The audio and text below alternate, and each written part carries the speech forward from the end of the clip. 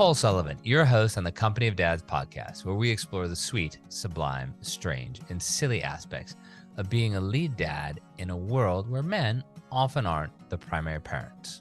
And I'm Brian Page, founder of Modern Husbands, where we're devoted husbands who enjoy to manage the home and money with our spouse while living a life full of experiences.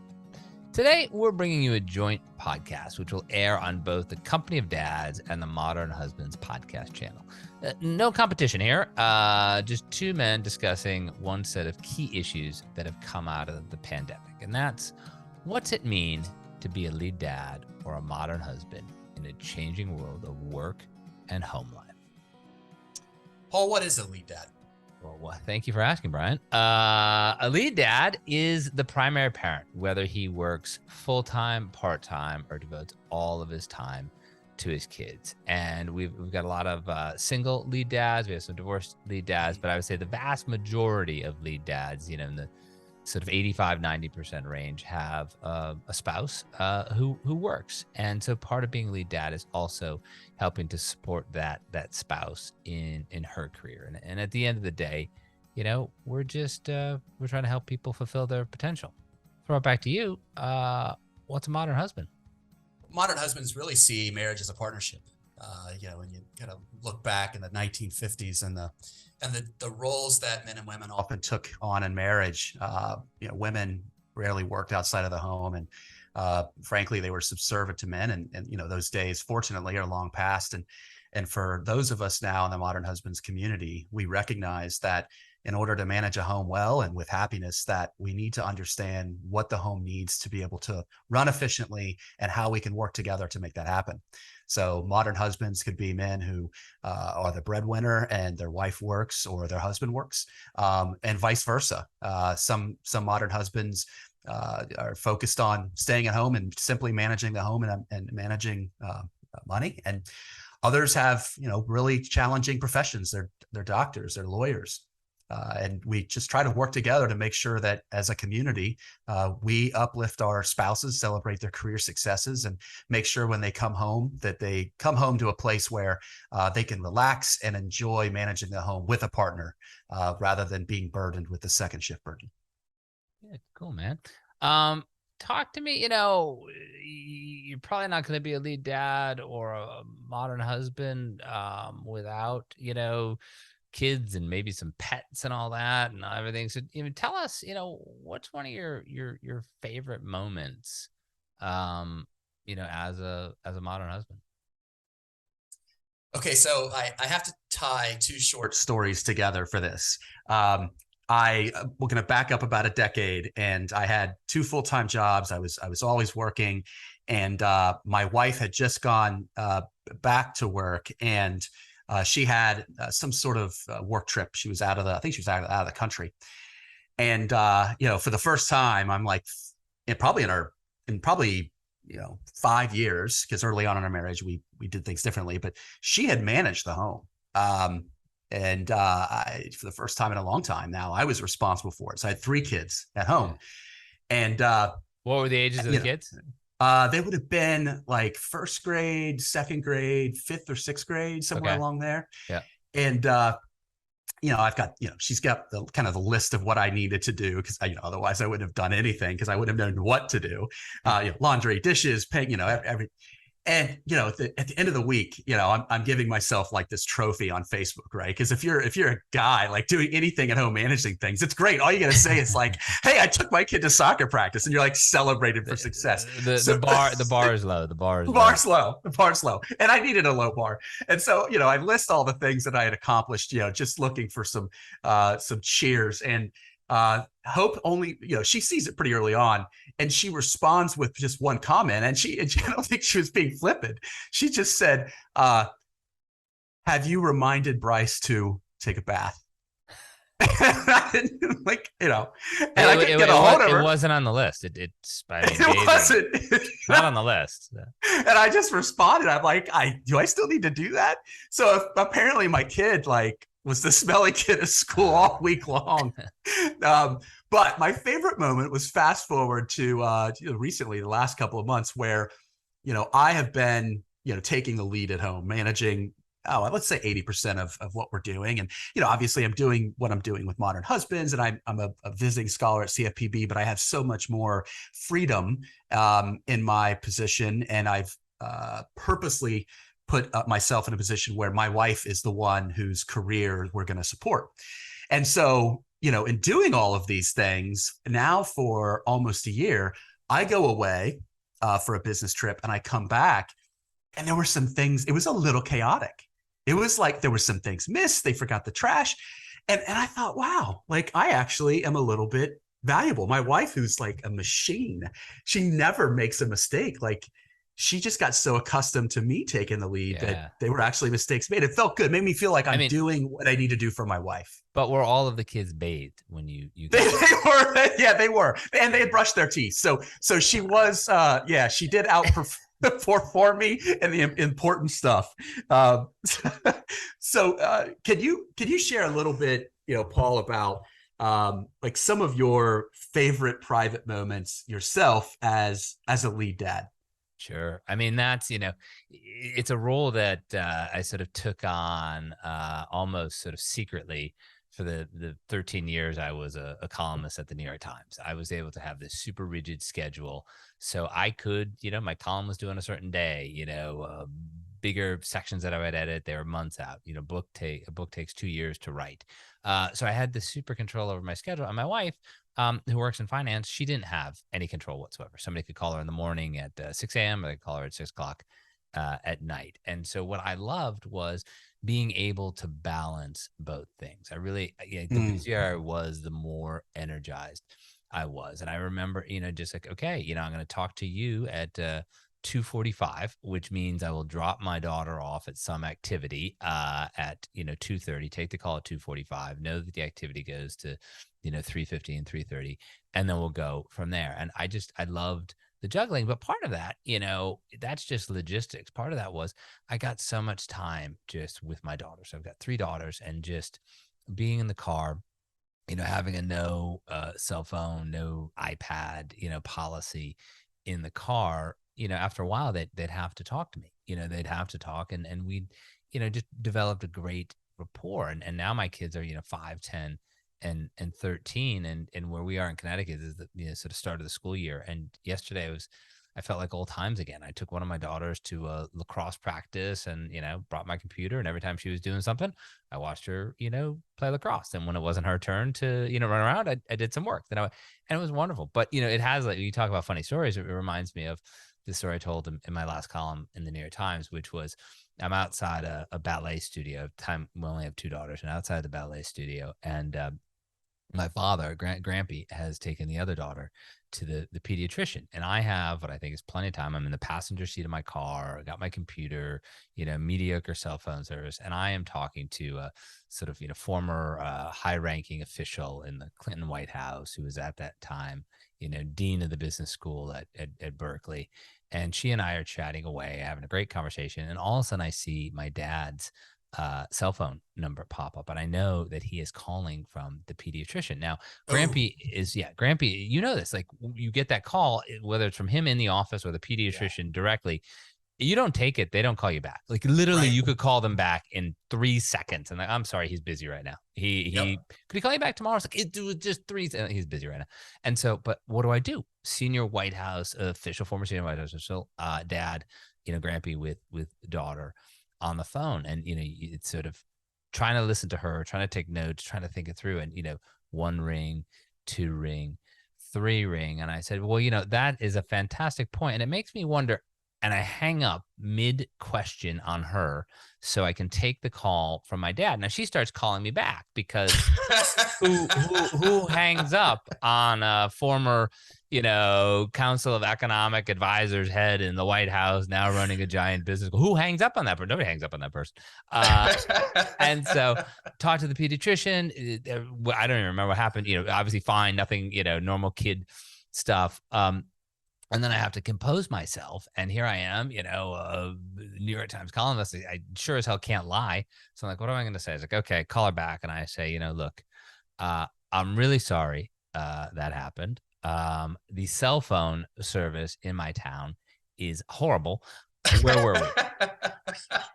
So all true. I was sorry that happened. And where I live in Connecticut, the cell phone service is awful. I did not at any point connect the two, or just two statements of fact. And then, we went on from there. You're clearly a great writer, but you might have even been a better lawyer. We're talking about we're telling some funny stories here, but when you think of the favorite and the least favorite thing that, a modern husband, needs to do, what comes to mind? Well, at first I want to speak for myself, because I think, everybody has different things that they like and they hate. I'll start with what I like the most, and you think it's managing money, but it's not.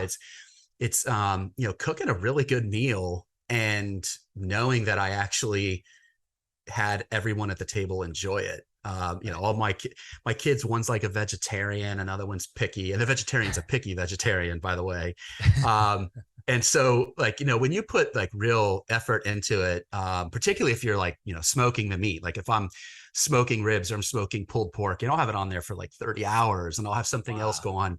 And just that moment where you pull the bone out and you don't have to wiggle it. It just comes out because it's so juicy, and everyone's eyes light up hey, this is going to be really good. And then everything. And the poor vegetarian gets broccoli, and the poor vegetarian here's your. It's steamed, it's not smoked, or I could smoke the broccoli. Here's your. That's a good point. You got to learn these little hacks, right? And so one of them was that he loves portobello mushroom sandwiches.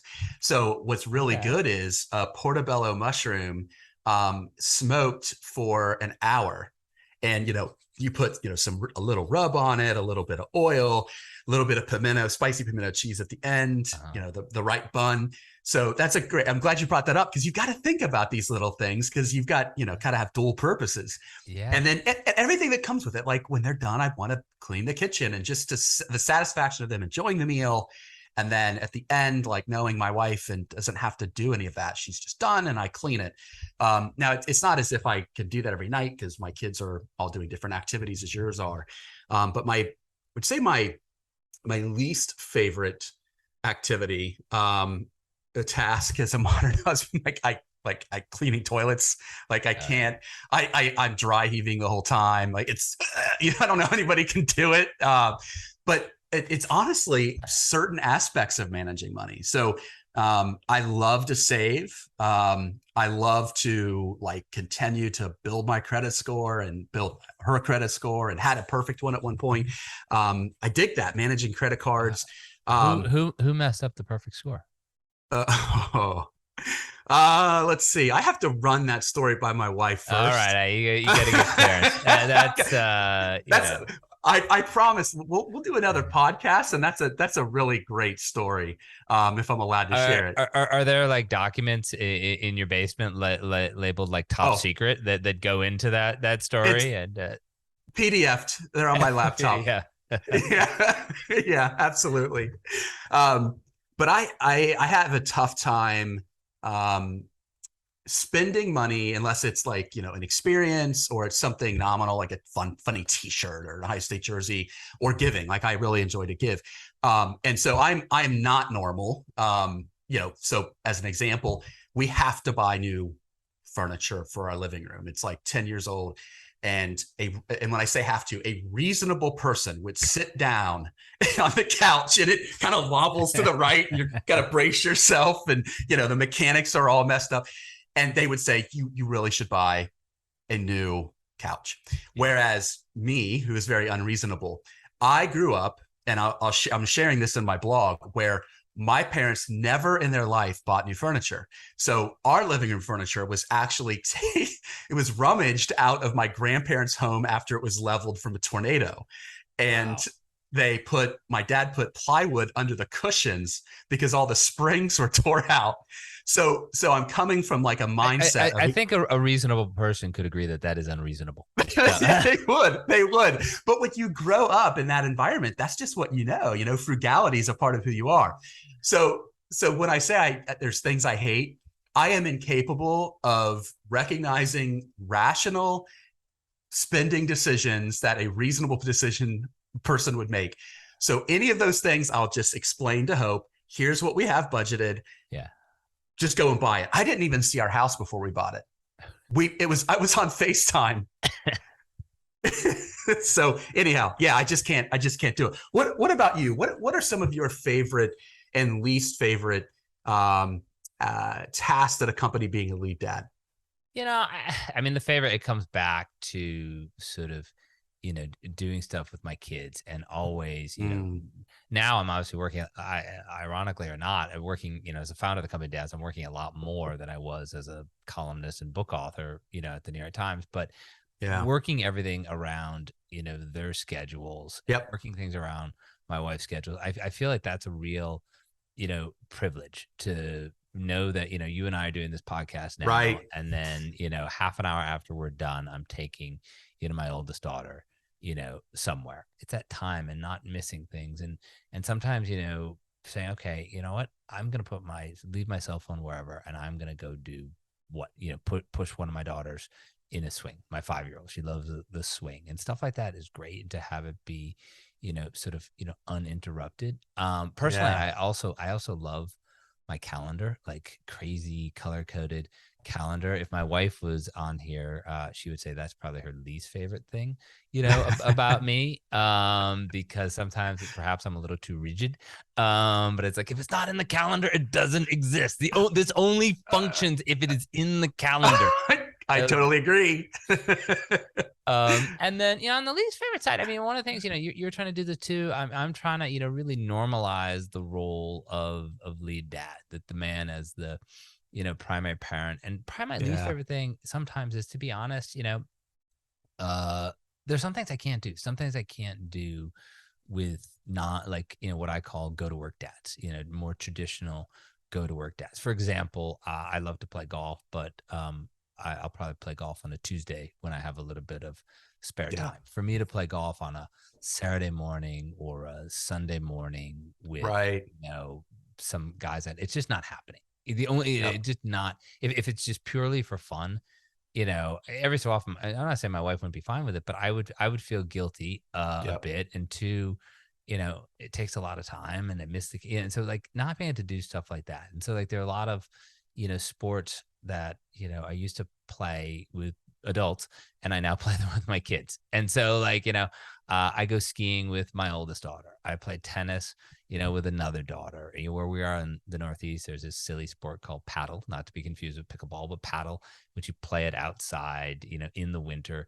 I play that with one of my daughters. I've actually got a lot of practice in, the past couple of years playing golf, because my 5-year-old loves golf. So she and I will go, and, we'll do it for 20 minutes. And I get great joy out of doing that. But, one of the best parts of having founded the company of dads is now I don't feel like I have to make an excuse for my more traditional, dad friends. I can say, look, man, this is, I can't be a hypocrite. This is what I started. This is it. This is who I am. I'm the lead dad. My wife has less control over her schedule. On the weekends, one of the things we do is we try to stay together as much as we can as a family. If you want to play golf on a Tuesday around 11 a.m., I'm your guy. But that's, that's a downside. You joke, though, and it's a good story, Brian, but, you going away and your wife not being, as across all aspects of home life as she once was. But when you think about, neither of us is in this to sort of do 100%. We're doing, we have partners, we want to partner. What are some of the things that, your wife still likes to do that she owns and considers hers? Well, I say the first thing is any bill that comes in the mail. And it's kind of weird to differentiate that way, but that's how we decide who manages what bills. She's in finance as well. She enjoys, to do that. So she's always taken that on, and she enjoys it, and I'm happy to let her continue to do that. I try to do. So I don't have a problem doing the laundry. She has a problem when I do the laundry. I think part of it is I think she enjoys it a little bit. And I think the other part is that I tend to mess things up. So, there's a little bit of that. And, just like like my kids are doing things. So, if I've got to get Bryce somewhere and it's, pretty far out of town, and let's say he's got a league game in North Carolina, 3 states away, like she knows she's got to manage dinner, before we leave and things like that. And then, I think, between us, we basically, I've taken the lead on anything involving insurance. But I have to say that is for both of us. It's always like so painful, like to deal with any of that paperwork. So I do have to say, like, we did have some bumps in the road as we transitioned, because after her doing this for such a long time, she had her way to get things done. She was efficient, and it was her own little ways to do things. Yeah. And so when I'm now doing those things, those first few weeks, I could just feel her looking over my shoulder like an unapproving keyboarding teacher as I'm typing. Watching do you really want to do it that way, Brian? Do you really have? I mean, no, you can do it if you want. I mean, it's whatever, but not saying exactly. Yeah, it's kind of stupid to do it that way, but it's okay. It's stupid people do stupid things. So I just never knew this about you, and we've been together all these years. It took some time to kind of get through that, with where I'm just like, look, I own this, so like, why don't you go, swimming or something?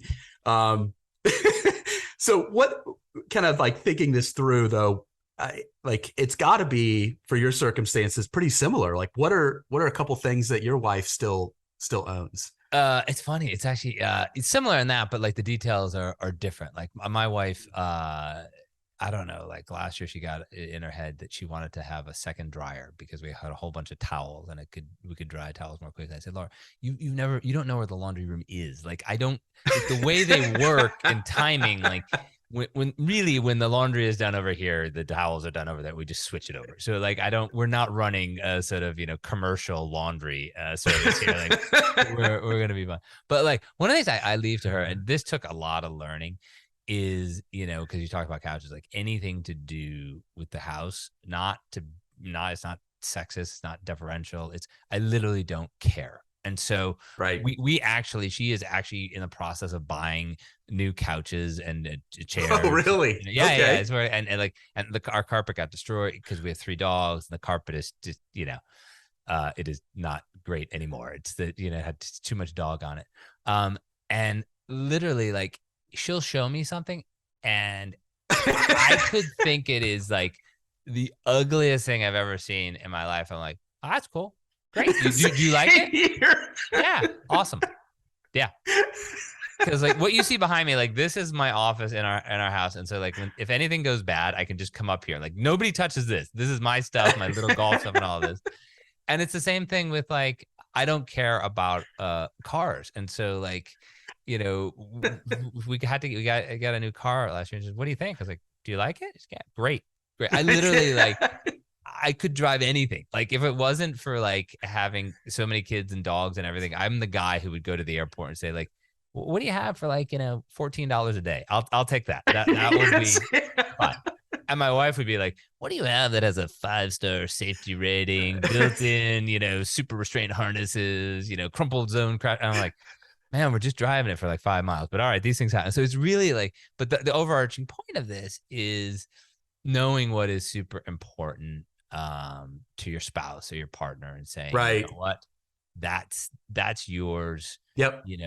You own that. But then really letting that person own it, and not saying, hey, but I learned this the hard way when we've been together 18 years, when we would plan vacations, because I would like pick, where I would want to go. And then if anything went wrong, it'd be like, well, I don't know. Well, we went there, you picked it. And literally, I don't care. Like, I don't care where we go. Like, if I really wanted to do something, if I really wanted to go to Paris, which I wouldn't want to do because I have a 5-year-old, then it would be miserable. But if I really wanted to do, I would, save up, find a time, all this, and plan it. But like a general vacation for like, the kids' school break, I'm like, let's go. Where do you want to go? Like, sounds fine to me, but having that mind, and because obviously there's so many things that I really care about and I'm really focused on, but being able to sort of, let that part go is important.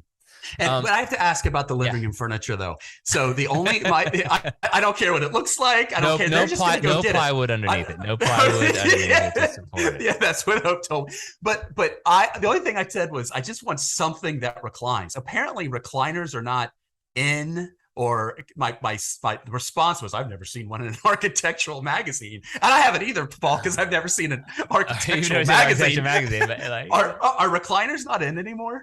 I had this conversation 2 nights ago, down in our basement where we have the big TV. Okay. We have sort of a two cushion, a 3 cushion, and a standalone recliner. All lazy boys. These lazy boys that we bought. That's great. We've been together 18 years. They're probably 12 or 13 years old. And I remember this is the second house we've lived in together. When we were trying to sell the first house, the realtor came in and said, took a look. And I love these things. Yeah. Took a look and said, do you have another couch? Yeah, I got a spare. How did you know I had a spare couch? No, it was a small house. It was the first house. Like, no, not a spare couch. I was like, you think you could rent a couch? Like, well, why am I renting? I got this right here. Like, it's just not going to show well with lazy boys. And I'm like, are you out of your mind? These things are so, stinking comfortable. So recliners are not in, but there's a place in everybody's home for a recliner. I am glad you said that. And, Paul, as we're talking, it feels like that there's like so much overlap between, your community and my community. So many synergies. Like when you think that through, what are some overlaps that you see yourself?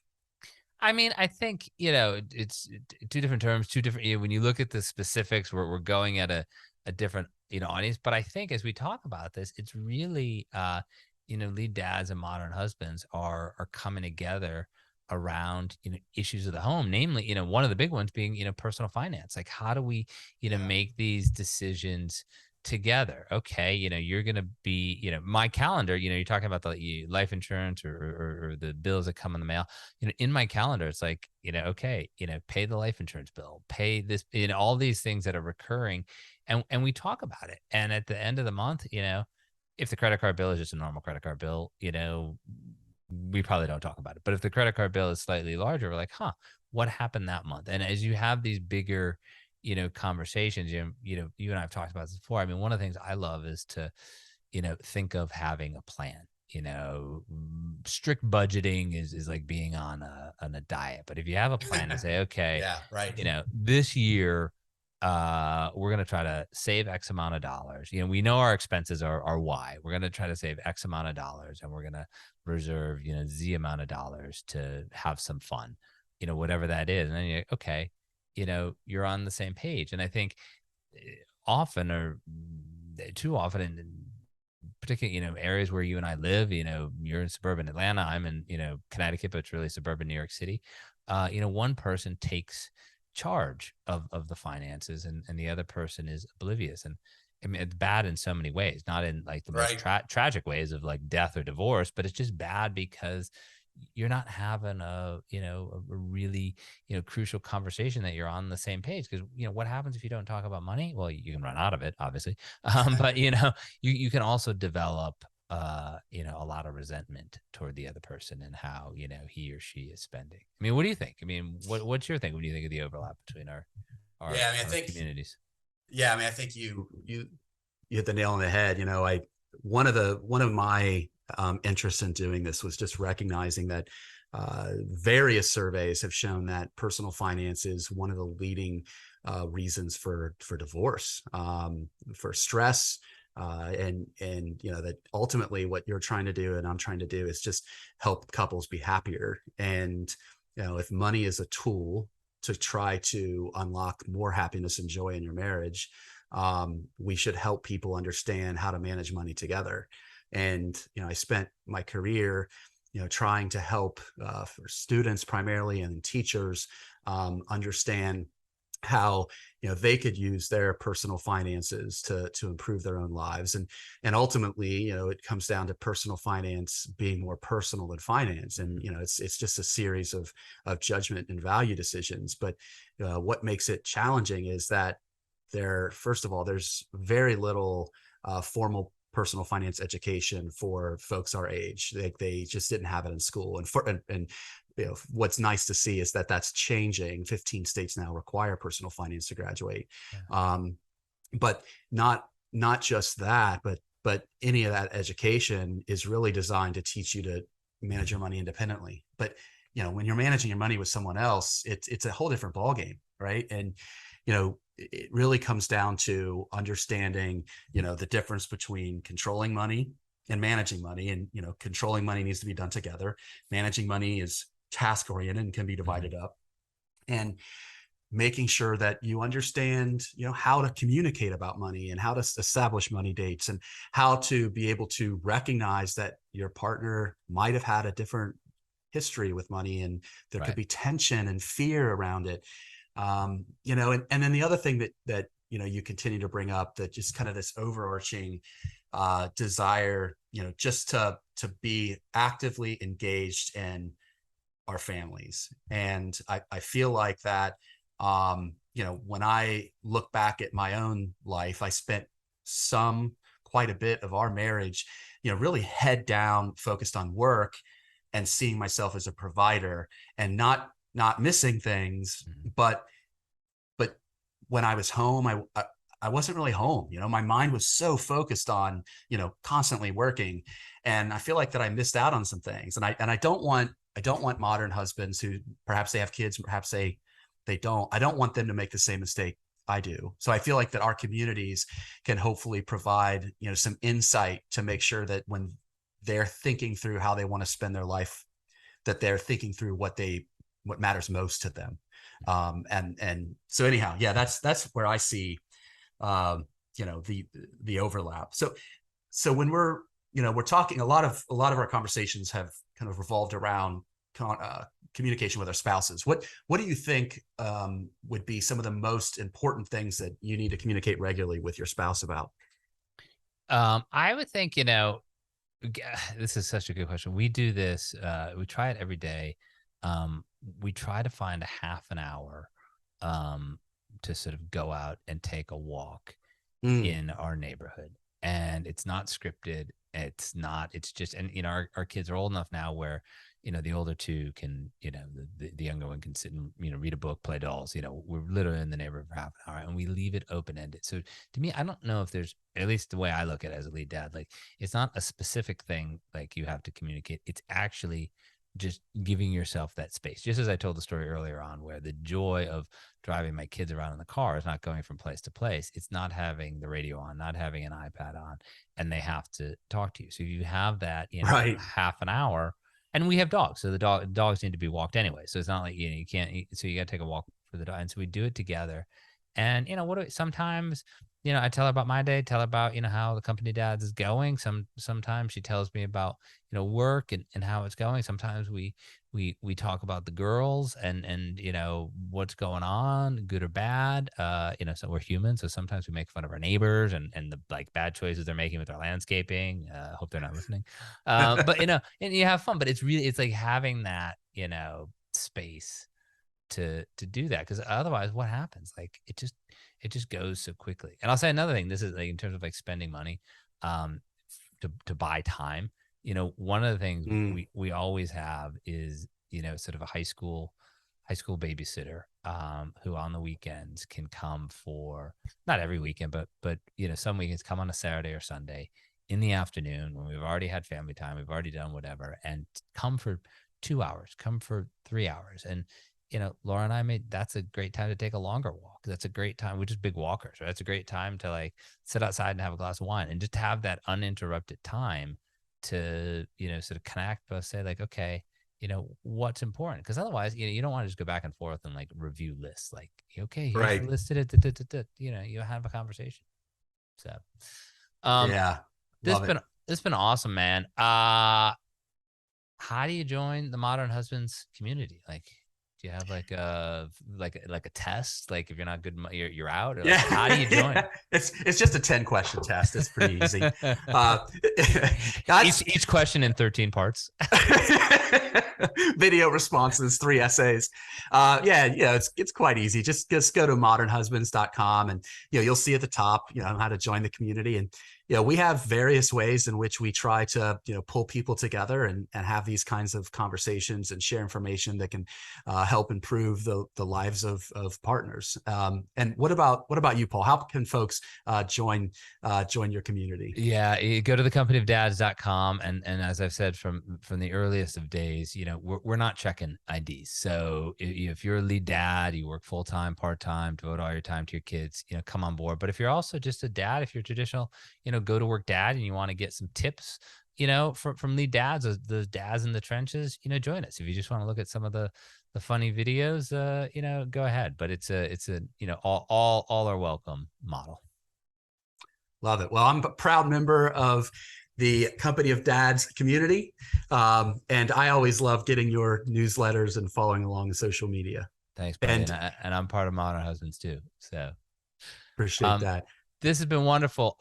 Thank you, Brian. So everyone, you've been listening to Paul Sullivan, founder of the Company of Dads, and Brian Page, founder of Modern Husbands, doing the first joint podcast. I hope you've enjoyed it as much as we have.